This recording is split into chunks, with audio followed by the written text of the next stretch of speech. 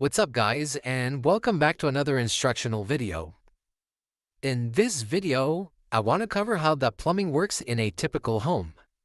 Everything we do pretty much relies on plumbing when you think of it for a second. In your car, or brushing your teeth before going to bed, you're using your home's plumbing system. A home's plumbing system is composed of four things: waste drains, waste vents, potable water, and rainwater management. So let's go through each process one by one and talk about what they do. Let's start off with the drains.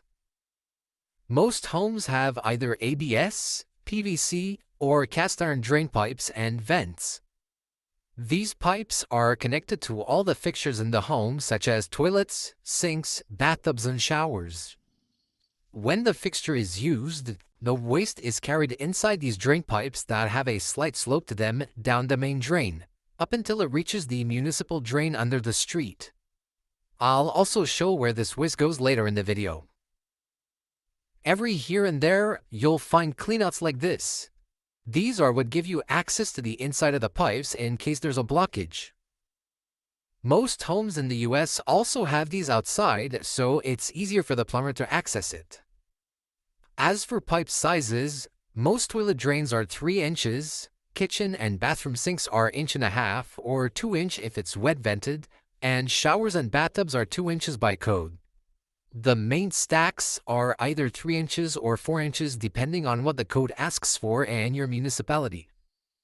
But some homes don't have municipal services. So how do they get rid of their waste? Simple.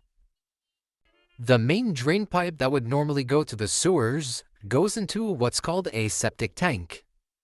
This septic tank, which is either concrete or polyethylene, separates the solids from the liquids and flows into a leach field or drain field, which then goes into the ground to get naturally filtered. The solids, though, eventually need to get pumped out by a vacuum truck to make sure it functions properly. Now onto the venting. For these fixtures and drains to function adequately, the system needs to be properly vented. When a toilet is flushed, for example, the water pushes the air downstream, causing a negative pressure behind it. The vents are what equalize this change in pressure to prevent things like gurgling and P-traps being siphoned out, which would allow for sewer gases to find their way inside your home. These vents get their air through the roof and need to stay clear from bird nests and debris, or you're assured of having problems. Something else this vent serves is to relieve any pressure buildup inside the actual municipal sewer line. Some cities had their manhole covers blast up 50 feet in the air because rats would chew on electrical wires and would in turn create a spark and ignite the methane gas inside the sewers, so the vent minimizes the chance of this happening. As for potable water goes, it comes from the street like the other services and typically has between 40 to 80 psi of pressure. Every home with a water supply from this city has to have a shut-off valve outside just like this, in case the city needs to close the water.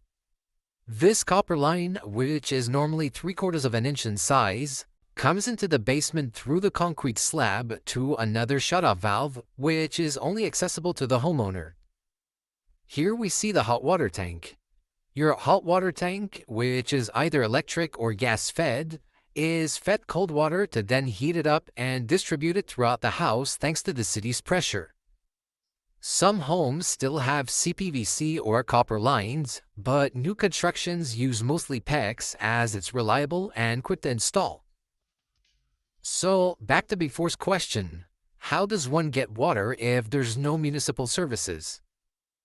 In rural areas, people use wells. A well is basically a hole that's drilled approximately 500 feet in the ground to access groundwater via pumping. This water is pumped back up and goes through a series of apparatuses to make the water drinkable. A downside to this is if the electricity cuts out, you'll need a generator to get a glass of water. And the last aspect is rainwater management. In the past, rainwater and sewage was combined, meaning the rainwater went into the same sewer as the waste from your house. Since then, they've been separated to make water management easier. So, when it rains, all of this water has to go somewhere, right? The rain that falls on the house's roof trickles into the gutters. Now, the gutter's job is to divert the water away from the house to prevent water infiltrations. So, what most people do is install a 5-foot piece onto the downspout so the water has somewhere to go, which is perfectly fine. Other people prefer recovering this water in barrels to use as non-potable water to water their plants and flowers, and some actually connect them to the weeping tile or French drain. The French drain is the corrugated pipe that runs around the house's footing to catch any excess water in the ground. The problem when doing this is that the municipal drain could get overloaded very quickly and overflow. So it's best to invest in a rainwater collection system or to just let the soil absorb the water if possible. So where does all of this waste and rainwater go once it's in the municipality's hands? Both of these services head down the road, which eventually need to be lifted at a lifting station, which pumps the storm and wastewaters back up so they don't go too deep. The rainwater dumps itself into a nearby river, and the waste continues to the sewage treatment plant where it passes through multiple filters and treatment stages to then be released back into the nearest river, and the cycle continues.